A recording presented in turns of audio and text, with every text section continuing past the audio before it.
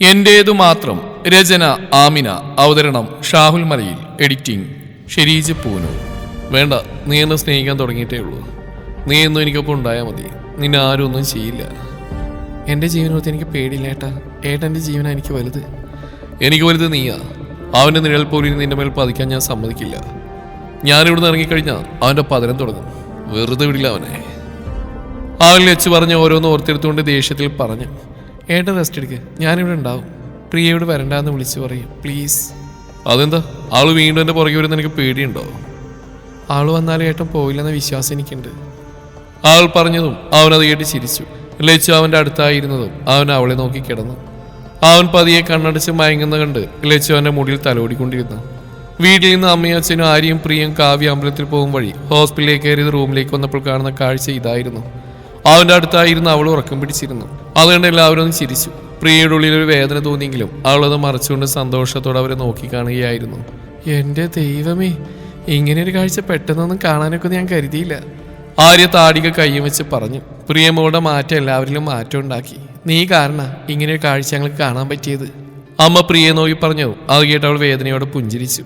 രണ്ടുപേരുടെയും മേൽ ആരുടെയും കണ്ണിട്ടായിരുന്നാൽ മതിയായിരുന്നു. അച്ഛൻ അവർ നോക്കി പറഞ്ഞു. ഏട്ടന് മോൻ കണ്ടാലറിയാം സമാധാനത്തോടെയാണ് കിടക്കുന്നതെന്ന്. അതിനർത്ഥം അവർ ഒന്നിച്ചു തന്നെയാ. കാവ്യ പറഞ്ഞു. എല്ലാവരും കേട്ട് ചിരിച്ചു. ലച്ചു സൗണ്ട് കേട്ട് കണ്ണുറന്ന് മുന്നിൽ നിൽക്കുന്ന 5 പേരെ കണ്ടവൾ ചാടി എഴുന്നേറ്റു. ലച്ചുവിന്റെ കയ്യിൽ കൈകോർത്ത് കിടക്കുകയായിരുന്നു ആനന്ദ്. ആൾക്കായി പെട്ടെന്ന് ഓർക്കാതെ പിൻവലിച്ചതും അവരും ഞെട്ടി എഴുന്നേറ്റു. പേടിപ്പിച്ച് കളഞ്ഞു ലച്ചു നീ. അവൾ നോക്കി ചോദിച്ചതും അവളുടെ നോട്ടം കണ്ട് അവനവിടേക്ക് നോക്കി. എല്ലാവരെയും കണ്ട് അവൻ ചിരിച്ചു. അപ്പോഴേക്ക് ആര്യ വന്ന് അവനെ നേരെ പിടിച്ചിരുത്തി. ഞാൻ ഏട്ടൻ്റെ ഒപ്പം ഇരുന്നപ്പോൾ അറിയാതെ ഉറങ്ങിപ്പോയതാ. ലച്ചു അമ്മയെ നോക്കി പറഞ്ഞു. അതിന് ഞാനൊന്നും പറഞ്ഞില്ലല്ലോ മോളെ. അമ്മ പറഞ്ഞു. അവൾ ചിരിച്ചു. അതുകൊണ്ട് നല്ലൊരു കാഴ്ച കാണാൻ പറ്റി അല്ലേ അമ്മേ? ആര്യ കളിയാക്കി പറഞ്ഞു. അത് കേട്ട് ലച്ചു ചമ്മലോടെ ഒന്ന് ചിരിച്ചു. അപ്പൊ ഇതായിരുന്നു രണ്ടാർക്കയുടെ പരിപാടിയല്ലേ? നമ്മളാരൊന്നും അറിയുന്നില്ലെന്ന് മാത്രം. എന്താണ് നീ അർത്ഥം വെച്ച് പറയുന്നത്? അതിനിവിടെ എന്തുണ്ടായിരുന്നാ? ഏയ് ഒന്നുമില്ല, ഞങ്ങളെല്ലാം കണ്ടല്ലോ. എന്ത് കണ്ടുന്ന്? ഏട്ടൻ്റെ കൈ പിടിച്ചു വെച്ച് ചേച്ചി ഉറങ്ങുന്നു. കാവ്യ പറഞ്ഞു. ലച്ചു അവൻ നോക്കി ചിരിച്ചു കാണിച്ചു. അത് പിന്നെ ഞാൻ അറിയാതെ ഉറങ്ങിപ്പോയതാ. അപ്പൊ ഇനി എങ്ങനെയാ കാര്യങ്ങളെന്ന് പറഞ്ഞാൽ മതി. 2 കല്യാണം ഒന്നിച്ചങ്ങ് നടത്താം. എല്ലാം മനസ്സിലായെന്ന പോലെ അച്ഛൻ പറഞ്ഞു. ലച്ചുവിന്റെ നോട്ട് അവനിലേക്ക് പാളി വീണു. ആളുടെ മുഖം വല്ലാതെയാവുന്ന കണ്ട് അവൻ പറഞ്ഞു. അച്ഛൻ തൽക്കാലം ഇപ്പൊന്നും വേണ്ട, എല്ലാം ഒന്നും ശരിയാവട്ടെ. കുറച്ച് കാര്യങ്ങൾ കൂടി ചെയ്തു തീർക്കാറുണ്ട്. അത് കഴിഞ്ഞ് മതി ഞങ്ങൾ കല്യാണം. ആനന്ദ് പറഞ്ഞു. ലച്ചു അത് കേട്ട് അവൻ നോക്കി ചിരിച്ചു. നിങ്ങളുടെ ഇഷ്ടം പോലെ ആയിക്കോട്ടെ. ഞാൻ ഞങ്ങളുടെ ആഗ്രഹം ഒന്ന് പറഞ്ഞു എന്നേ ഉള്ളൂ. നാളുകളായിട്ട് ഉറപ്പിച്ചു വെച്ച ഒരു കല്യാണം ഉണ്ടല്ലോ, 2 വിവാഹം കൂടി ഒന്നിച്ചടന്ന് കാണാനുള്ള ആഗ്രഹം കൊണ്ട് പറഞ്ഞ അച്ഛൻ. അത് സാറില്ലെങ്കിൽ ഏട്ടനും ചേച്ചിക്കും വേണ്ടി എത്ര നാൾ വെയിറ്റ് ചെയ്യാൻ എനിക്കും ആദ്യമൊന്നും പ്രശ്നമില്ല. എല്ലാവരുടെയും ആഗ്രഹം പോലെ തന്നെയാ ഞങ്ങൾക്കും ആഗ്രഹം. കാവ്യ പറഞ്ഞു. ലച്ചു പ്രിയയെ നോക്കി. പ്രിയ ലച്ചുവിനെ നോക്കി ചിരിച്ചതും അവളും തിരികെ പുഞ്ചിരിച്ചു. സോറി ലച്ചു, എൻ്റെ തെറ്റെനിക്ക് മനസ്സിലായി. അതുകൊണ്ട് ഇനി അങ്ങനെ വിളിക്കാൻ എനിക്ക്. അമ്മ പറഞ്ഞാൽ നിന്നെ ഒരുപാട് വിഷമിപ്പിച്ചു എന്നറിയാം. എല്ലാത്തിനും സോറി. എന്നോട് നിനക്ക് ദേഷ്യമുണ്ടോ? പ്രിയ അവിടെ അടുത്തേക്ക് വന്ന് ചോദിച്ചു. ഏയ് ഇല്ലടാ, അപ്പോഴത്തെ വിഷമത്തിൽ പറഞ്ഞ അങ്ങനെയൊക്കെ. അത് കേട്ടപ്പോൾ ആരും നെറ്റി വിളിച്ച് ലച്ചുവിനെ നോക്കി. നിങ്ങൾ തന്നെയാ ചേരുന്നത്. ചേരാത്ത എത്ര ചേർക്കാൻ നോക്കിയാലും അത് അകന്ന് തന്നെ ഇരിക്കും. സന്തോഷമായിട്ട് ജീവിക്കുക. നന്ദുവിനോട് ദേഷ്യമൊന്നുമില്ലല്ലോ? പ്രിയ അവനോട് ചോദിച്ചു. അവൻ ചിരിച്ചു. നാളുകൾക്ക് ശേഷം തന്റെ മുഖത്ത് നോക്കി അവൻ ചിരിച്ചു കണ്ട് അവളുടെ മനസ്സും നിറഞ്ഞു. ഏയ് ഇല്ല, കാവ്യ ആര്യ എങ്ങനെയാണോ അതേ സ്ഥാനം തന്നെയായിരിക്കും നിനക്കെന്റെ മനസ്സിൽ. അവൻ പറഞ്ഞിട്ട് എല്ലാവർക്കും സന്തോഷമായി. അമ്പലത്തിലേക്ക് പോകാൻ ഇറങ്ങിയതാ, നിങ്ങളെ കൂടി കണ്ടിട്ട് പോവാന്ന് കരുതി. മോൾ അങ്ങോട്ട് ചേർന്ന് നിന്നേ. അവളെ പിടിച്ച് അവന്റെ അടുത്തേക്ക് നിർത്തിക്കൊണ്ട് അമ്മ പറഞ്ഞു. എല്ലാവരെയും നോക്കിക്കൊണ്ട് ലച്ചു അവന്റെ അടുത്തേക്ക് നിന്നു. അമ്മ അവർ 2 പേരെയും ചേർത്ത് ഒഴിഞ്ഞതും ആനന്ദ കണ്ട് അവളെ നോക്കി ചിരിച്ചു. എല്ലാ ദോഷവും ഇതോടെ തീരണം, ബാക്കിയൊക്കെ ദൈവം വിധിച്ച പോലെ നടക്കട്ടെ. അമ്മ അത് പറഞ്ഞ് അവളുടെ കവിളിൽ തലോടിയതും ലച്ചു അത് കേട്ട് ചിരിച്ചു. എല്ലാവരും ഇറങ്ങിയതും ആനന്ദ് അവളെ ചേർത്ത് പിടിച്ചു. മനസ്സ് നിറഞ്ഞു. ഒത്തിരി സന്തോഷമായി. ഇങ്ങനൊരു ദിവസം എത്രയും പെട്ടെന്ന് ഉണ്ടാവുമെന്ന് ഞാൻ കരുതിയിരുന്നില്ല. ഏട്ടനും അനിയത്തി കൂടി ഉണ്ടാക്കിയ പ്ലാൻ പോലെ എല്ലാം നടന്നില്ലേ? അവൾ ചോദിച്ചവൻ ഞെട്ടിക്കൊണ്ട് അവളെ നോക്കി. ഞെട്ടണ്ട, ആര്യല്ല എന്നോട് പറഞ്ഞു. അങ്ങോട്ട് മാറിക്ക്. ഈ തൊടലും പിടിക്കലൊന്നും വേണ്ട, കെട്ട് കഴിഞ്ഞിട്ട് മതിയൊക്കെ. അത് പറഞ്ഞ് ലച്ചു അവന്റെ കയ്യിൽ നിന്ന് ഓർന്നു മാറിയതും അവൻ ചിരിച്ചുകൊണ്ട് അവളെ നോക്കി. അത്രയും വലിയ തീരുമാനമൊക്കെ എടുക്കണോ? അടങ്ങിയിരുന്നില്ലെങ്കിൽ ഇതിലും വലിയ തീരുമാനം ഞാൻ എടുക്കും, ലച്ചു ഭീഷണി സ്വരത്തിൽ പറഞ്ഞു. അവൻ അതോടെ ഡീസൻ്റായി. പിന്നീട് അങ്ങോട്ടുള്ള ഓരോ ദിവസവും ലച്ചുവിന്റെ സ്നേഹത്തിലും കരുതലുമായിരുന്നു അവൻ. ഇടയ്ക്കിടയ്ക്ക് ഓരോ കുറുമ്പ് കാണിക്കാൻ അവനും മറന്നില്ല. പ്രിയ സുമതിയെ കാര്യങ്ങളെല്ലാം പറഞ്ഞ് മനസ്സിലാക്കി. ഇഷ്ടത്തോടെ അല്ലെങ്കിലും പ്രിയയുടെ ഉറച്ച തീരുമാനം സുമതിക്കും അംഗീകരിക്കേണ്ടി വന്നു. ലച്ചുവിന്റെ അച്ഛനും അമ്മയും ആനന്ദിന്റെ വിവരം പറഞ്ഞ് ആരും അറിയാതെ ഹോസ്പിറ്റലിൽ വന്ന് കണ്ടു. ഒപ്പം കാർത്തികിന്റെ വിവാഹക്കാരെ അവരെ അറിയിച്ചതും ആനന്ദിനെ കേട്ടൊരു സംശയം ഉടലെടുത്തു. വിവാഹം നാടൊട്ടാകെ അറിയിച്ചു തുടങ്ങിയെങ്കിലും പെൺകുട്ടിയുടെ പേര് മനഃപൂർവ്വം അവർ മറച്ചു തന്നെ വെച്ചു. ഹോസ്പിറ്റൽ വാസം അവസാനിപ്പിച്ച് ഇന്ന് ആനന്ദിനെ വീട്ടിലേക്ക് മാറ്റും. കൈയൊക്കെ ഓക്കെ ആയിട്ടുണ്ട്.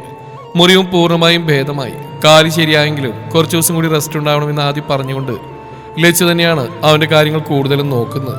ഏട്ടാ പതിയെ, ഒരുപാട് വേഗത്തിൽ വേണ്ട. ഭിത്തിയിൽ പിടിച്ച് നടക്കുന്ന ആനന്ദിനെ നോക്കി അവൾ പറഞ്ഞു. ഞാനിപ്പോ ഓക്കെയാ, എനിക്ക് നടക്കാനിപ്പോ ബുദ്ധിമുട്ടൊന്നുമില്ല. അവൻ ഭിത്തിയിൽ നിന്ന് കൈയെടുത്ത് നടന്ന് കാണിച്ചതും ലച്ചു അവനെ പല്ലിയടിച്ചുകൊണ്ട് നോക്കി. പറഞ്ഞാ മനസ്സിലാവില്ല അല്ലേ? അവൾ പറഞ്ഞിരുന്നു. അവൻ ആരെയോ തട്ടി വീഴാൻ പോയതും ലച്ചു ഓടിച്ചെന്ന് അവനെ പിടിച്ചു. ഞാൻ പറഞ്ഞില്ലേ സാഹസം കാണിക്കേണ്ടെന്ന്, അവിടെ കിടക്ക്.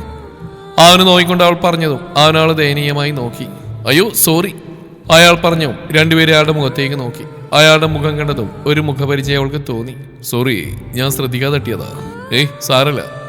ആനന്ദ് അതും പറഞ്ഞ അവളുടെ കയ്യിൽ മുറുകെ പിടിച്ചു ലച്ചു അയാളുടെ മുഖത്ത് നിന്ന് നോട്ട് മാറ്റി അവനെ നോക്കി. വാ നടക്ക്, അവൻ പറഞ്ഞു. ലച്ചു അയാളെ തിരിഞ്ഞു നോക്കി.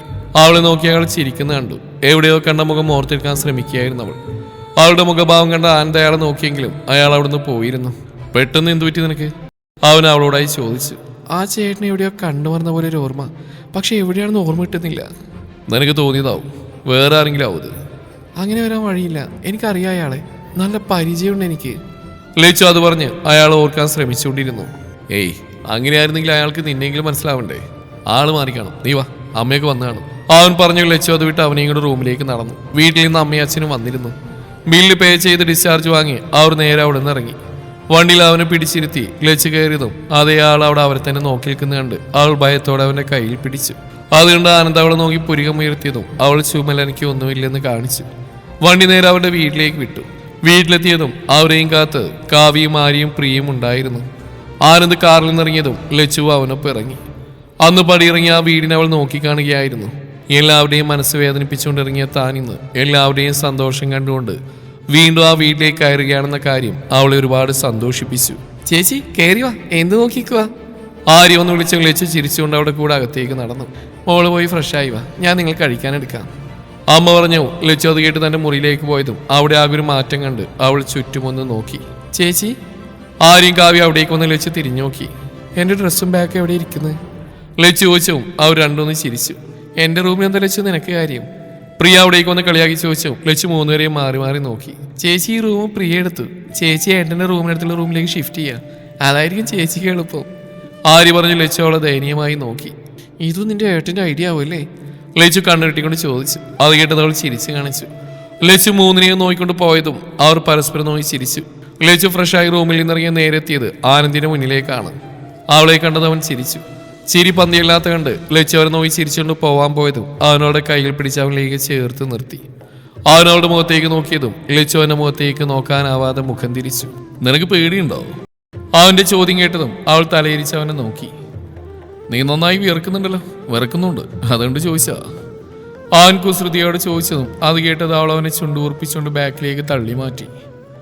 ഇങ്ങനെ വന്നിന്ന് ആരാ പേടിക്കാത്തെ? പെൺകുട്ടികളെ വഴിതെറ്റിക്കാൻ നടക്കുക. അപ്പൊ ഞാനാണോ നിന്നെ വഴിതെറ്റിക്കാൻ നോക്കിയത്? പിന്നല്ലാണ്ട്, അവൾ പറഞ്ഞതും അവന്റെ കൈകൾ അവൾ തോളിലേക്ക് സ്ഥാനം പിടിച്ചു. അതുകൊണ്ട് ലക്ഷ്യം ഞെട്ടി അവനെ നോക്കി. സാരി തലപ്പ് താഴേക്ക് താഴ്ത്തിയിട്ടുകൊണ്ട് അവൻ നെഞ്ചിൽ കൈവച്ച് നിന്നു. ലച്ചു നാവ് അടിച്ചുകൊണ്ട് അവനെ നോക്കി. ഒക്കുന്ന പണിക്ക് പോയാൽ പോരെ, നിനക്കാരെ ഈ സാരി എടുത്തെന്ന്? ഡ്രസ്സെല്ലാം കഴുകാനിട്ടു, അതുകൊണ്ട് ആരി കൊണ്ടെന്നാ. ബെസ്റ്റ്, ഉടുക്കാൻ അറിയില്ലെങ്കിൽ വേറെ എന്തെങ്കിലും ഇട്ടാ പോരെ. എന്തായാലും ഇതിട്ട് നീ താഴേക്ക് വരണ്ട, അവളുടെ ഏതെങ്കിലും ഡ്രസ്സ് എടുത്തിട്ടാ മതി, വെറുതെ ആണുങ്ങളെ വഴി തെറ്റിക്കാൻ. അവൻ ചിരി കടിച്ചു പിടിച്ചുകൊണ്ട് പറഞ്ഞു. അവൾ അവനെ കലിപ്പിൽ നോക്കി. ഏട്ടനെന്തിനാ വെറുതെ ആവശ്യമില്ലാത്ത നോക്കാൻ പോകുന്നത്? ആഹാ, ഇപ്പൊ അങ്ങനെയായോ? ഇതിപ്പോ ഞാനേ കണ്ടുള്ളൂ, ഇല്ലെങ്കിൽ ഇവിടെ ഉള്ളവരെല്ലാം കണ്ടേനെ എന്റെ പെണ്ണിന്റെ വയറ്. അവൻ പറഞ്ഞതും അവൾ കണ്ണുപൂട്ടി അടച്ചുകൊണ്ട് തുറന്ന് അവനെ നോക്കി. അവളുടെ നിൽപ്പ് കണ്ടതും അവൻ അവളുടെ അടുത്തേക്ക് ചേർന്ന് നിന്നു. അത് കണ്ടതും അവൾ എന്താന്നുള്ള ഭാവത്തിൽ അവനെ നോക്കി. കെട്ടാൻ പോകുന്ന പെണ്ണിന്റെ കാര്യത്തിലേ എനിക്ക് കുറച്ച് ശ്രദ്ധ കൂടുതലുണ്ടെന്ന് കൂട്ടിയാൽ മതി, അവൻ പറഞ്ഞതും അവൾ അവനെ നോക്കി പുച്ഛിച്ചു. എന്താണ് നിനക്കൊരു പുച്ഛം? ഞാൻ ആലോചിച്ചതാണ്, പിറകെ നടന്നപ്പോ എന്തൊരു സ്നേഹമായിരുന്നു, ഇപ്പൊ കണ്ടില്ലേ? എനിക്ക് നിന്നോടുള്ള സ്നേഹത്തിൽ ഒരു കുറവും വന്നിട്ടില്ല ചേച്ചി. ആത്മാർത്ഥമായ സ്നേഹം അങ്ങനെയൊന്നും കുറയില്ല. അന്നത്തെ സ്നേഹത്തെക്കാൾ കൂടുതൽ ഞാൻ നിന്നെ ഇപ്പോൾ സ്നേഹിക്കുന്നുണ്ട്. അത് നിനക്ക് കല്യാണം കഴിയുമ്പോൾ ഞാൻ മനസ്സിലാക്കി തരാം. താടി ഒഴിഞ്ഞ് ചിരിച്ചുകൊണ്ട് അവൻ പറഞ്ഞു. ലച്ചു അവനെ തള്ളി മാറ്റി. വൃത്തിയേട്ടവൻ, അതും പറഞ്ഞാൽ റൂമിലേക്ക് ഓടിക്കേറിയതും അവനത് കണ്ട് ചിരിച്ച്. പെട്ടെന്ന് എന്തോ ഓർത്തും അവൻ നെറ്റിയിലും തട്ടിക്കൊണ്ട് അവളുടെ റൂമിന്റെ വാതിലും തട്ടി. ഇതേ സമയം വാതിൽ ചാരി അവൻ പറഞ്ഞോർത്ത് നാണിച്ചു നിൽക്കുകയായിരുന്നു അവൾ. പെട്ടെന്ന് ഡോറിൽ തട്ടിയിട്ട് അവൾ ഞെട്ടി. ലച്ചു, ഒരു കാര്യം പറയാൻ ഞാൻ കാത്തുനിന്ന് പറയാൻ വിട്ടുപോയി, അവൻ പറഞ്ഞു. അവൾ ഡോറിൽ നിന്ന് പുറത്തേക്ക് ഇറങ്ങി. എന്താ ഏട്ടാ? ഡ്രസ്സ് മാറിയിട്ട് താഴേക്ക് വാ, നിനക്കൊരു സർപ്രൈസ് ഉണ്ട്. അവൻ പറഞ്ഞ് അവൾ നെറ്റി വിളിച്ചുകൊണ്ട് അവനെ നോക്കി. നോക്കേണ്ട, താഴേക്ക് വാ, അപ്പോൾ കാണിച്ചു തരാം. അവൻ അതും പറഞ്ഞ് ചിരിച്ചുകൊണ്ട് പോയതും ലച്ചു ആലോചനയുടെ മുറിയിൽ കയറി വാതിലടച്ചു. കിട്ടിയൊരു ചുരിദാറും എടുത്തിട്ട് അവൾ താഴേക്ക് ചെന്നു. എല്ലാവരും ഫുഡ് കഴിക്കാനുള്ള തയ്യാറെടുപ്പിലായിരുന്നു. ലച്ചു സർപ്രൈസ് എന്താണെന്ന് അറിയാൻ അവനെ നോക്കിയതും അവൻ അവളോട് ഇരിക്കാൻ ചെയർ കാണിച്ചതും അവൾ സംശയത്തോടെ അതിലേക്ക് വന്നിരുന്നു. കിച്ചണിൽ നിന്ന് പരിചയമുള്ള ആരെയോ സൗണ്ട് കേട്ടതും ലച്ചു അവിടേക്കൊന്ന് നോക്കി.